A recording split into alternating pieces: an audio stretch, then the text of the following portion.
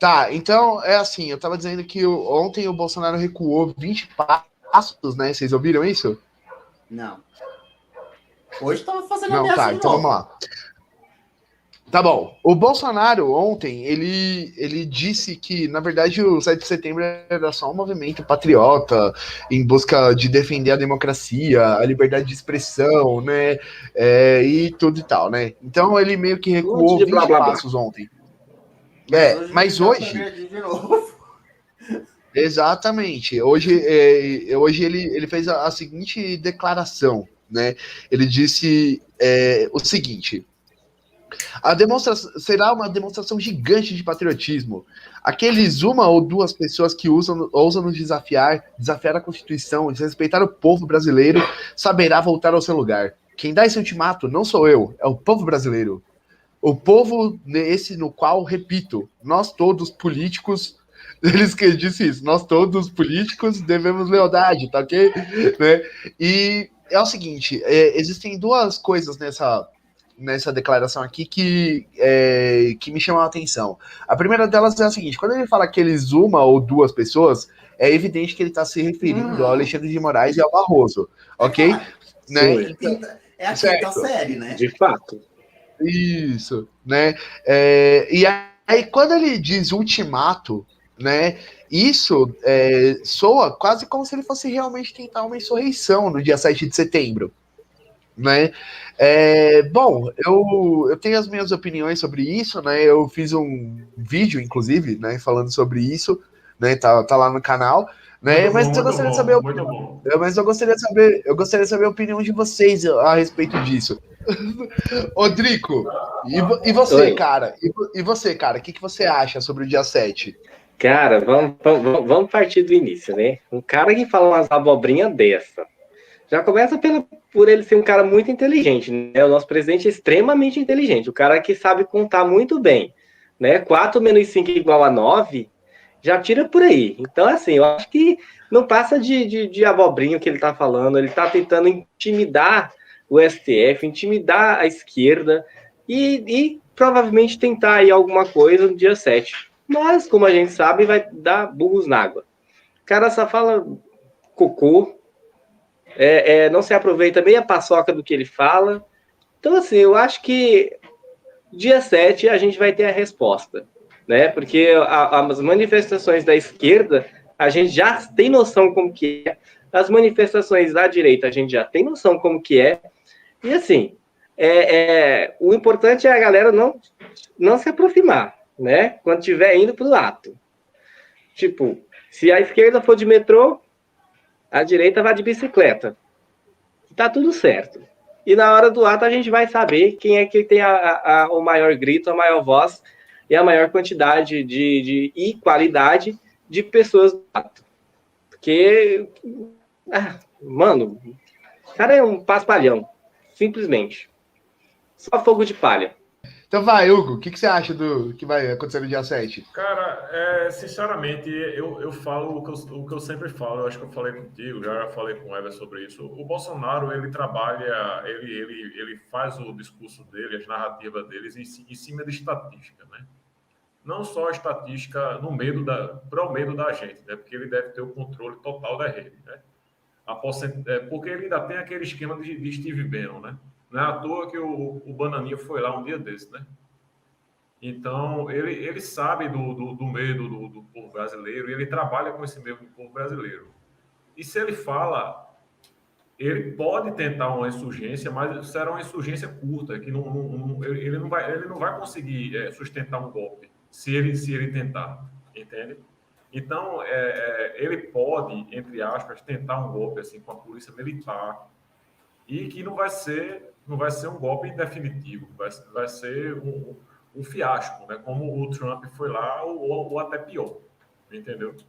Mas eu ainda acho que ele fala com propriedade estatística, entende? Senão ele não falaria. Ele fala essa questão do STF porque há estatística quanto a isso também, entendeu? Então, tudo que ele faz, ele tem esse domínio das redes, cara.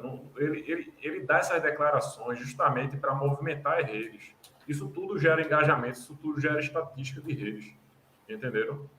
Então, há um senso nessa estratégia do espantalho, né? Do dele ser o espantalho bobalhão, entre aspas, vamos dizer assim.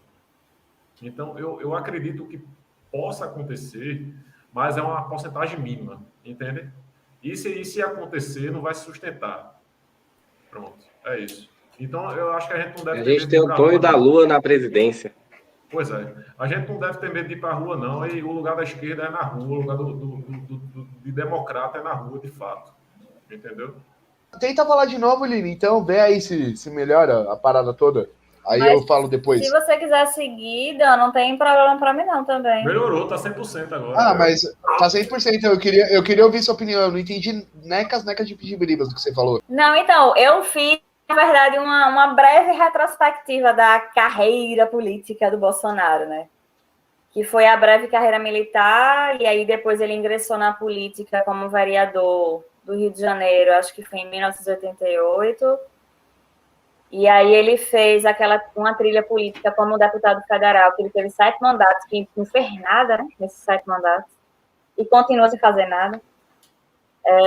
E aí, apesar desse histórico todo, né, aí ele se colocou como candidato à presidência, e aí trazendo essa alternativa de velha política, né, e sempre exibindo, né, essa personalidade duvidosa, cheia de controvérsia, sempre polêmica, com essa questão do mito, né, que se criou em relação à figura do Bolsonaro, né, que trouxe essa fama, né, como base sempre o discurso de ódio, né, que é sempre um retrato fiel desse representante ideal, né, para a extrema-direita brasileira. Então, acho que essas declarações trazem alusões, assim, na nossa cabeça, né, para a gente tentar entender essa persona, né, do Bolsonaro, como ele consegue adentrar dentro desse campo político.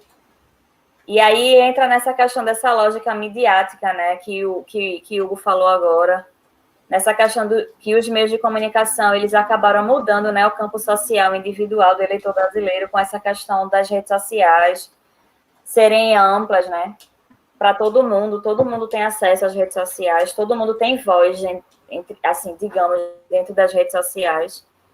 E eu acho que as encenações e os espetáculos, eles estão sempre presentes, né, pelo Bolsonaro, e ele consegue atingir o público eleitor dele através dessas encenações e desses espetáculos, né? E isso daí eu acho que entra a questão das demonstrações de poder. Ele acha que demonstra poder através dessas encenações e desses espetáculos, né? Existem, assim, clássicos, né, da sociologia e da filosofia, como o Bourdieu e o Foucault, que explicam mais ou menos como funciona essa questão, né? O Foucault, ele traz dentro da ordem do discurso, né? Dentro desse... Ele tem um estudo muito aprofundado sobre discurso, né? E um dos livros mais céleres é a Ordem do Discurso, né? Que ele fala dessa questão da produção da verdade, que ela se dá pelo meio de ordenamento de saberes, e aí legitima o que é colocado como verdadeiro, né? E aí o Bourdieu, por sua vez...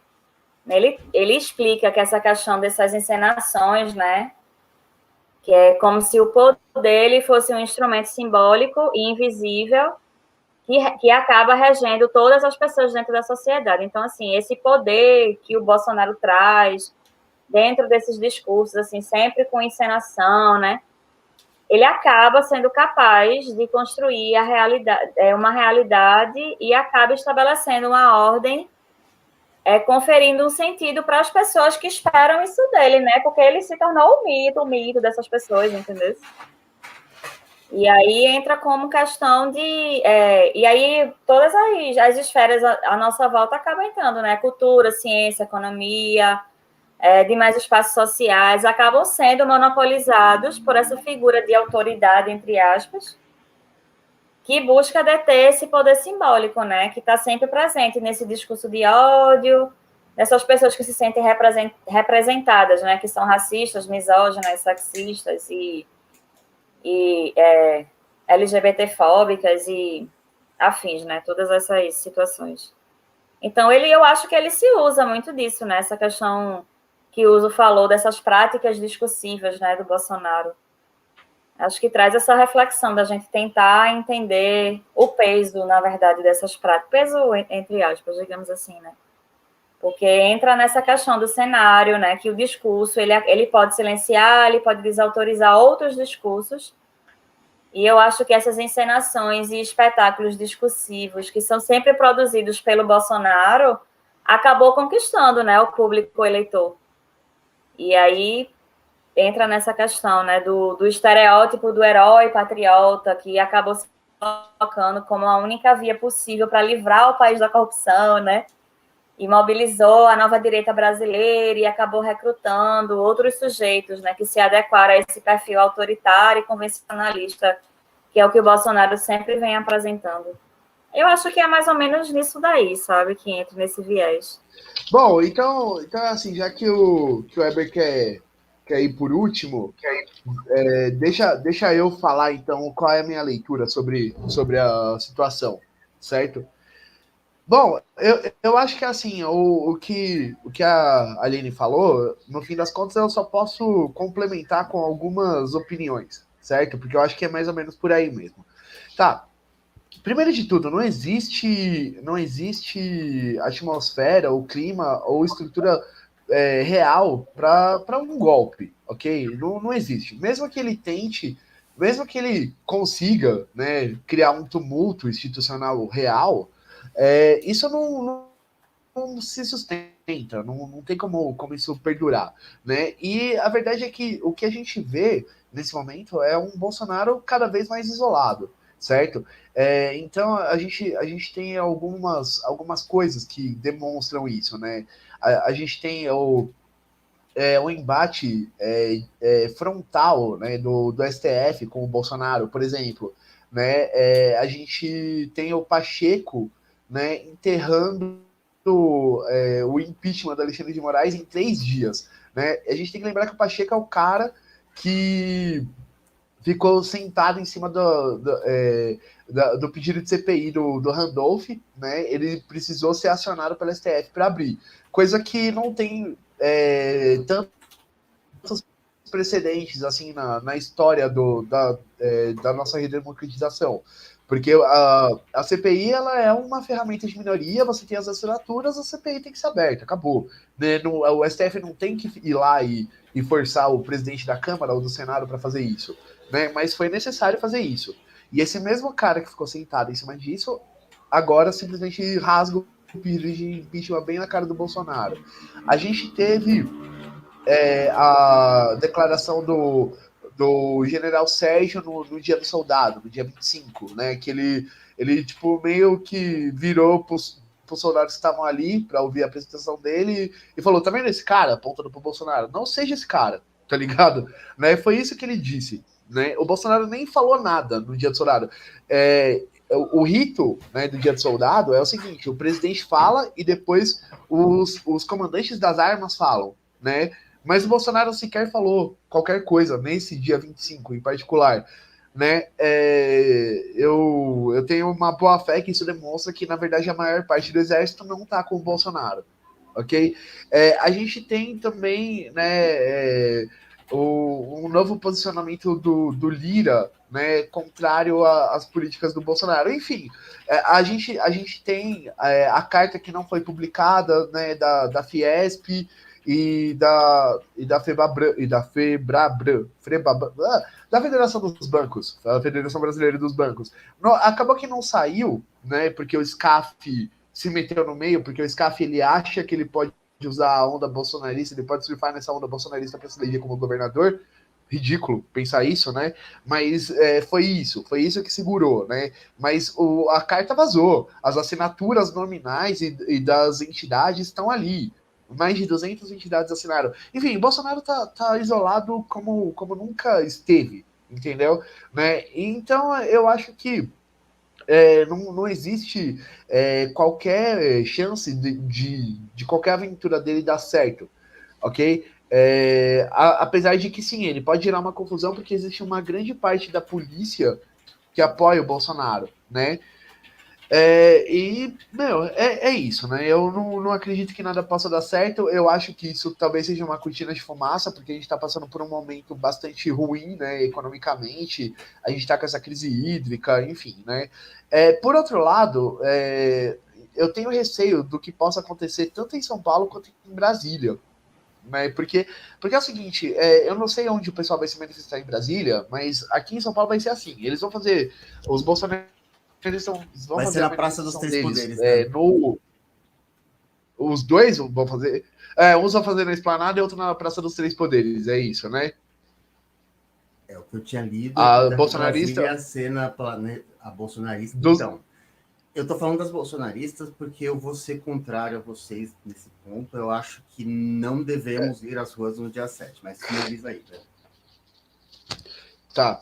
Então é assim, eu não sei onde vai ser a manifestação de esquerda do dia 7, né? Mas aqui em São Paulo vai ser assim, eles vão estar na Paulista e nós vamos estar lá no Vale do Anhangabaú, certo? Né? E aí o que acontece? Na verdade, o lugar é muito próximo, é muito perto. Tipo, 15 minutos, 20 no máximo andando, né? De um lugar para o outro.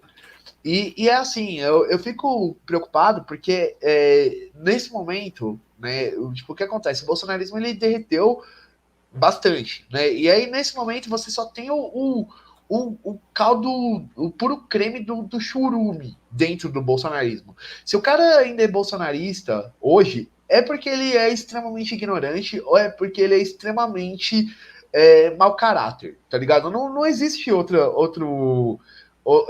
forma de definir quem ainda defende Bolsonaro hoje em dia, né?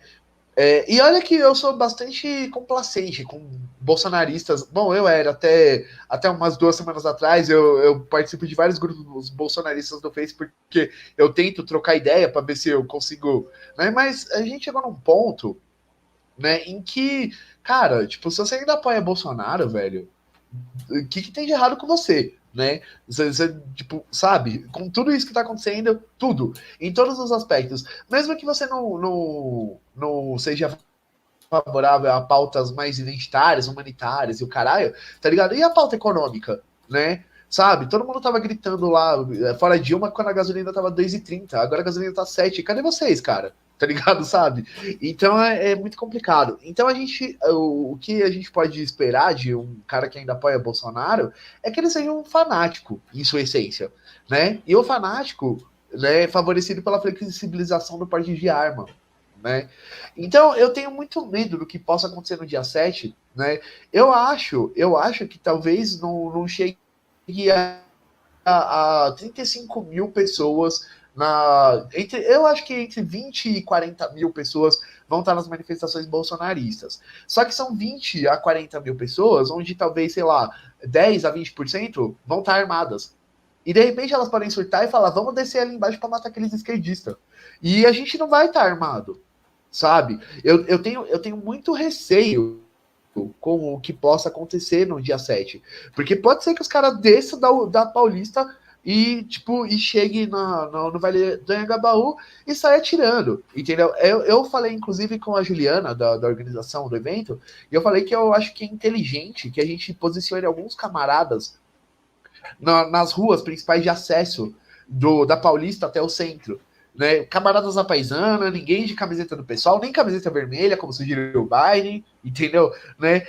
Por quê? Para se a gente tiver essa mobilização, acionar a galera da organização e falar, mano, rala todo mundo, você entendeu?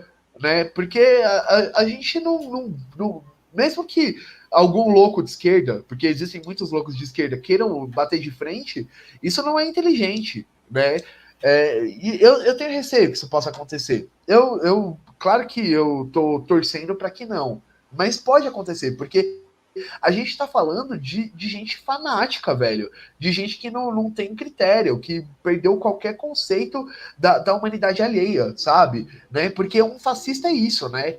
Um fascista, ele desumaniza os seus adversários e os seus oponentes políticos. Ele não considera. Um bolsonarista, a gente considera um bolsonarista uma pessoa humana, sabe? Tipo, ninguém aqui, vai chegar numa manifestação dos bolsonaristas e sair atirando, ok? Porque a gente considera eles humanos, mesmo eles não merecendo muito, tá ligado?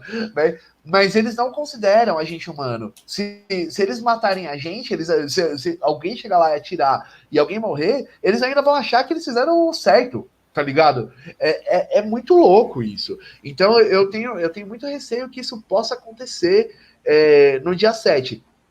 A gente deve dissuadir o ato? Jamais. A gente dissuadir o ato, né?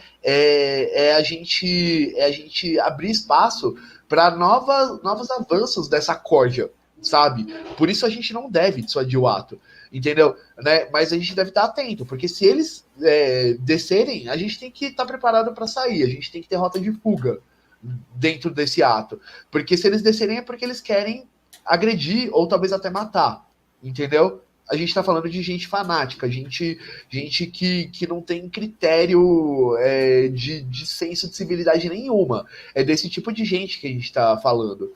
Então, assim, eu não acho que a gente deva desistir do ato, porque desistir do ato, né, vai ser um encorajamento para novos absurdos. Talvez seja, entendeu? Né? Mas, por outro lado, eu tenho muito receio do que possa acontecer no dia 7.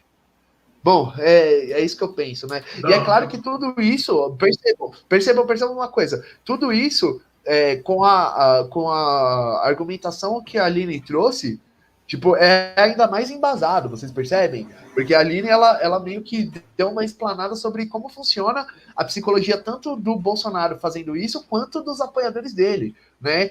Existem bases filosóficas e psicológicas e até pedagógicas e sociopolíticas que vão fazer a gente entender melhor como esse movimento age e o que eles são de fato, né? Então, eu acho que a minha resposta ela se complementa com a da Aline nesse sentido, né? Mas eu tô bastante preocupado com o que possa vir a ser, né? Embora eu acho que a chance de sucesso real...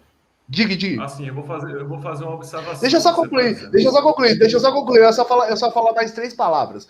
A chance de sucesso real, ela é praticamente nula. Certo? Manda ver, Hugo.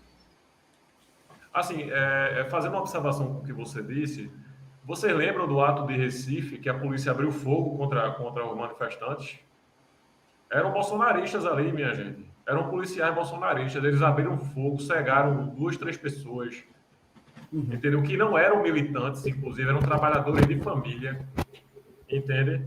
E que a prefeitura aqui do PSB deu um dinheirinho, mas e aí, como é que o cara vai trabalhar? O cara precisa da visão para trabalhar. Ele trabalhava com a visão, trabalhava com acho que é questão de arte, né, se eu não me engano. Então ele perdeu o olho, né?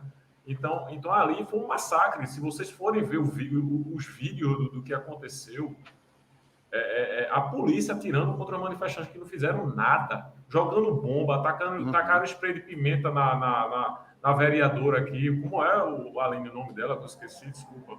Liane, é uma vereadora do PT. Inclusive, ela tá trabalhando no dia, né? Ela é advogada também. Então, ela foi conversar com a polícia. Quando ela se aproximou do carro da polícia, tacaram spray de pimenta no rosto dela, pô. Um absurdo, pô. Então, esse é o tipo de ação que os bolsonaristas são capazes de fazer.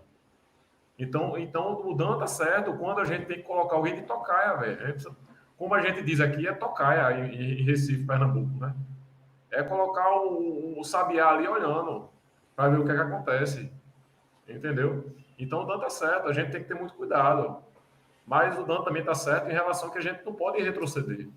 Eu vou tomar, então, a palavra do Hugo agora. Eu vou começar com a frase famosa da gravação dos generais, de um deles dizendo: meu medo não são os generais ou os soldados, meu medo é o guarda da guarita. A gente vive numa situação extremamente delicada, e levando em consideração todo esse psicológico que a Aline levantou do Bolsonaro, a primeira pergunta que eu faço a vocês é: quais são as saídas do Bolsonaro? Está evidente para ele que ele não vai ganhar a eleição. Se ele conseguir chegar até o próximo pleito. Os filhos dele estão começando a ficar cada vez mais na mira da justiça de uma forma que não se consegue mais negar tão facilmente. Não quer dizer que ele não vai conseguir abafar, protelar, retardar essas investigações, mas essas investigações estão cada vez mais evidentes para a população. A gente tem o Bolsonaro totalmente esvaziado de poder, de fato, porque o orçamento é do Lira para comandar, e a pauta econômica também é do Lira para comandar, e as votações são todas do Lira para... Bom, vocês estão vendo o que o Lira está fazendo. Então, o Bolsonaro, nesse momento, na minha visão, ele está absolutamente acuado. Ele não tem cartas da manga, e exatamente por isso a minha preocupação tão grande com os atos de 7 de setembro. Por quê? Eu acho que é o seguinte, esse sinal do Pacheco de fechar o impeachment do Alexandre de Moraes é muito pequeno. É muito pequeno porque é praticamente eu falar o seguinte, olha, eu não vou abrir esse processo que você me entregou no papel de pão escrito com giz de cera. Porque foi basicamente isso que o Bolsonaro entregou. Foi um pedido sem base jurídica nenhuma. Ele poderia protelar isso por tempos e tempos, mas ele foi muito bem orientado a recusar antes dos atos. Não quer dizer que isso seja um rompimento com o bolsonarismo. Ou, melhor dizendo, um rompimento com o governo, porque não é um comprometimento com o bolsonarismo, né, gente? É um compromisso com este governo que está facilitando esse acesso, né, a votações tão bem azeitadas, a favor dos grandes capitais, a favor dos grandes favorecimentos econômicos, dos favorecimentos dos grandes partidos, dos favorecimentos... Enfim, a gente está vendo as pautas que estão sendo passadas, tanto no Senado quanto na Câmara. O Aras estar mais soltinho, eu também acho que é muito cedo para a gente avaliar isso como um fator de controle do Bolsonaro ou para conter o bolsonarismo. Então, eu acho que Pacheco e Aras não são essas pessoas. Lira nem se fala. O Lira ele só vai soltar a alça quando estiver na beira da cova, gente. Ele só vai soltar a alça desse caixão quando ele tiver começo do próximo ano, que é quando tem que começar a pensar em eleição mesmo. A declaração do Generalda, eu não ouvi com o mesmo ouvido que o seu. Para mim, aquilo tinha um claro e clássico dog whistle, né? Aquele apito de cachorro, porque o general ele fala que as Forças Armadas estão para defender a democracia e o Estado democrático de direito. Mas se você pegar o que o Bolsonaro fala, ele não fala vamos dar um golpe e acabar com a democracia. Ele fala vamos dar um contragolpe para proteger a democracia. Deixa eu fazer uma observação rapidinho. Certo. Tá, eu tava falando com a Pri, né? E aí eu tava falando que isso é um absurdo, né? Esses caras têm autorização para fazer esse ato é antidemocrático, né? E eu todo puto. Aí a Pri, né? A Pri é o Weber de calcinha, tá ligado? Né? Ela virou e falou: Dan, é o seguinte, na petição deles, com certeza não tá falando, porque a gente quer fazer uma ruptura institucional. Tá ligado? Tá falando, né? É tipo isso que você tá falando, né? O morde a sopra. O bolsonarismo, ele vive desse morde a sopra, né? Ele vai testando a temperatura da água sempre. A carta da Fiesp é bem isso que você falou, Dan. Saiu já, tá na internet, todo mundo sabe quem tinha assinado, qual era o conteúdo original. A carta agora é quase um pedido de desculpa para o Bolsonaro. A última versão da carta praticamente dá um tapinha na mão do STF, de tão moderada que ela ficou. É um absurdo que a Febraban tenha que negociar a saída da Caixa e do Banco do Brasil. Isso é mais um sinal das nossas instituições bamboleando. Então, eu estou citando esses pontos aqui para a gente ver o quanto tudo que deveria controlar esse Bolsonaro que está absolutamente acuado também está absolutamente bambo, né? Então, o mercado não apoia, mas apoia, o exército não está dando mensagem dúbia para todos os lados, porque o mesmo general que deu essa declaração estava lá na carta que foi enviada pelos generais para o Aras, então não tá tão assim do lado da democracia. o fato dos filhos dele estarem no holofote da justiça deixam esse homem mais translocado do que nunca, né? Ele não tem nada a perder, a meu ver, nesse momento. Ele tem duas saídas. Ou ele foge, ou ele vai preso. Porque esse mandato vai acabar. Se ele não se eleger a nada, ele não tem foro. E a casa começa a cair para ele no momento que ele perde o foro, e ele sabe disso. Então ele está absolutamente acuado. E ele vai se aproveitar do fato que, como o Hugo disse, existe uma parcela consideravelmente grande das polícias militares que são bolsonaristas, e essas polícias, essas parcelas das polícias estão sujeitas a um aquartelamento muito facilmente, ainda mais com a velocidade que as informações correm hoje. E aí, por que eu tenho falado contra manifestações da esquerda e progressistas no mesmo dia? Faz o dia 8, faz o dia 6, porque é o seguinte, não precisamos fazer absolutamente nada. Nada impede que uma pessoa infiltrada, uma pessoa camuflada, uma pessoa disfarçada, um comunista de Nike, sabe? Tipo, um anarquista de câmera de R$3.000 apareça lá e quebre o pau lá com as pessoas. Que são essas pessoas armadas, que são essas pessoas que estão lá inscritas como CAC, graças às flexibilizações que o Bolsonaro fez, né? Agora, esses CACs, eles são em maior número que o efetivo do Exército, o que acaba mostrando que o Exército pode nem ser uma força tão forte nessa brincadeira. Isso é uma coisa que isso é uma coisa que deveria estar sendo muito mais divulgada, né? Porque assim, a gente já é preocupante a gente parar para pensar, porque assim, o efetivo do Exército e o efetivo da polícia, de forma geral, ele é mais ou menos equivalente. Só que nem toda pessoa do Exército usa arma. Tipo, o soldadinho lá, o recruta, ele não tem arma, mas ele conta como pessoa do efetivo do Exército.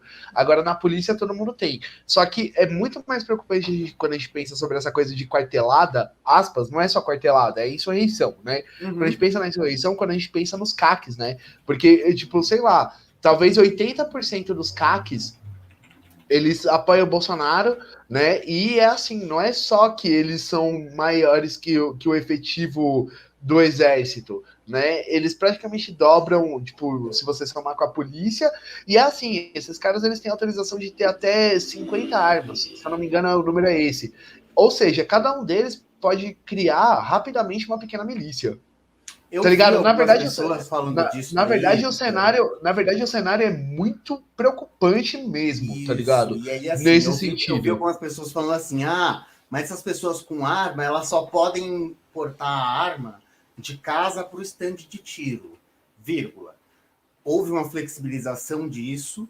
Hoje a pessoa ela não precisa dar um trajeto linear para casa estande. Então eu posso falar que o meu trajeto foi casa, supermercado, correio, manifestação, estande. Além disso é assim, da casa para o estande de tiro, né, com qualquer parada que você ache necessária, como você salientou bem, mas também existe a justificativa de você estar indo caçar, porque são colecionadores e caçadores. Não, né? são colecionadores, CAC colecionadores, atiradores, isso. Então tem muita gente aí que essas pessoas... E caçadores. Ou seja, você se a polícia te parar e você tem um registro no CAC, você pode falar, tava indo caçar. Mas você tá na Paulista, eu vim caçar povo. Comunista. Sei lá, mano. Entendeu? Qualquer merda aí. Bom, segue a rima aí, Everton. Então, existe esse temor muito grande, né, por conta dessa quantidade de CACs armados. Se 10% deles for bolsonarista, já é muito, né? E aí o meu receio é o seguinte: provoca-se uma agressão falsa, isso inflama um grupo ali de manifestantes. Isso já vira vídeo de agressão com a polícia se metendo no meio, porque é óbvio que na hora que tiver a esquerda batendo na cara do cidadão de bem, a polícia não vai perguntar se é uma pessoa infiltrada ou não. Ela vai se meter no meio.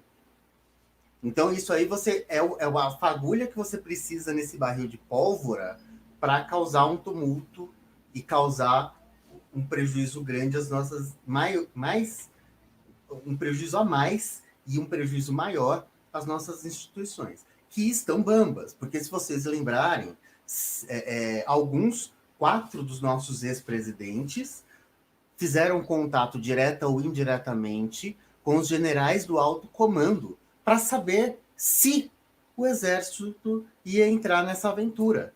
Em outras palavras, a gente já vive numa democracia... Perdão. 5, Só dos vivos, só não a Dilma. Entendeu? Então a gente já Então está Sarney, Collor, Fernando Henrique, Lula e Temer. Então, assim, a gente já está com a nossa democracia sob concessão, né? E aí, assim, o exército, diante disso, vamos supor que esse tumulto falso viraliza nos grupos bolsonaristas, e aí você começa a ter violência iniciada e diretamente pelos bolsonaristas nos outros locais de manifestação. Porque agora é a hora, saca? Isso virar a pólvora acendendo nos outros lugares desse barril também. Esse é um dos meus maiores medos, na verdade. E aí, assim, a gente está com uma democracia bamba, sob concessão, em que a gente está dioturnamente falando sobre golpe. Se vocês separarem, a gente está há 3 anos falando de golpe. Só intensifica a frequência. Nos últimos dias, a gente está falando de golpe, nos últimos meses, a gente tem falado de golpe praticamente todos os dias. Isso causa fragilidade à instituição chamada democracia liberal.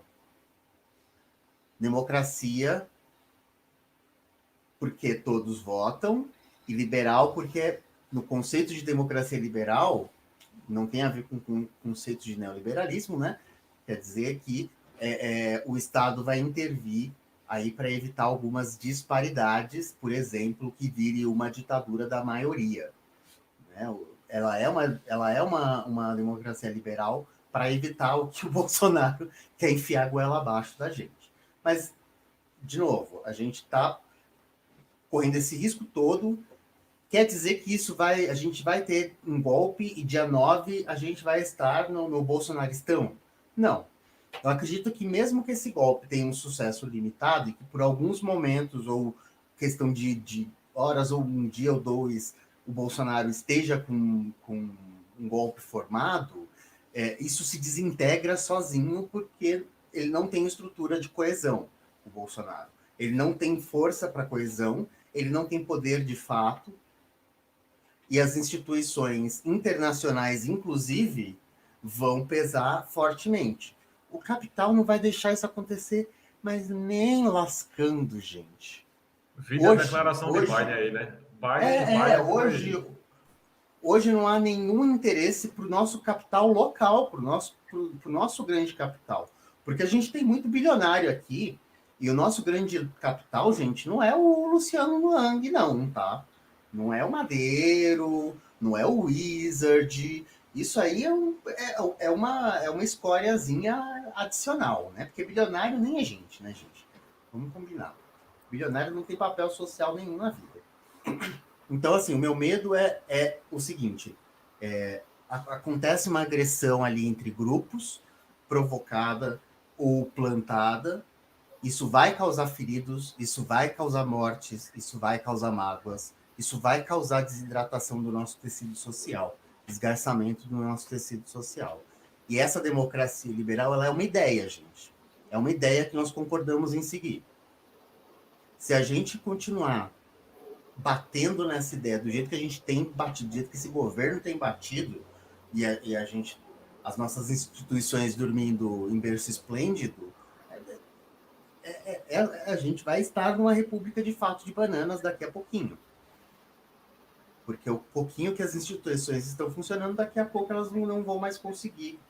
Pode não ser por conta do Bolsonaro agora, mas pode ser por conta do sucessor do Bolsonaro, que também é um bolsonarista e é um pouquinho mais inteligente que o Bolsonaro. Então eu tenho muito temor quanto às manifestações por conta disso. É por isso que eu tenho apelado para não haver manifestações de esquerda nesse dia, porque a gente não precisa começar nenhuma violência, eles podem plantar isso facilmente, já fizeram antes, e é o tumulto que eles precisam para justificar. Gente, o prédio do STF em Brasília é um dos prédios mais frágeis ali do entorno. Ele é todo de mármore e vidro. Se as pessoas quiserem, se uma turba de 1.000, 2.000 pessoas quiser invadir ali, é difícil de proteger. É difícil, não é tão fácil. Veja, o Capitólio tem um bom sistema de segurança e ainda assim houve morte. Imagina aqui no Brasil, imagina nas nossas instituições, em que as pessoas que vão estar protegendo a instituição estão meio compradas com essa ideia. Né? Então, meu temor não é o sucesso disso a longo prazo. O meu temor é o dano, a consequência disso acontecendo, mesmo que seja momentâneo, mesmo que seja por um instante, mesmo que seja por uma hora. E mesmo que em uma hora os generais do exército acordem e resolvam defender a democracia e se juntem com os policiais que não se aquartelaram e coloquem ordem de volta e instituam os poderes. Esse dano de algumas horas, para mim, já é uma perda gigantesca para todos nós.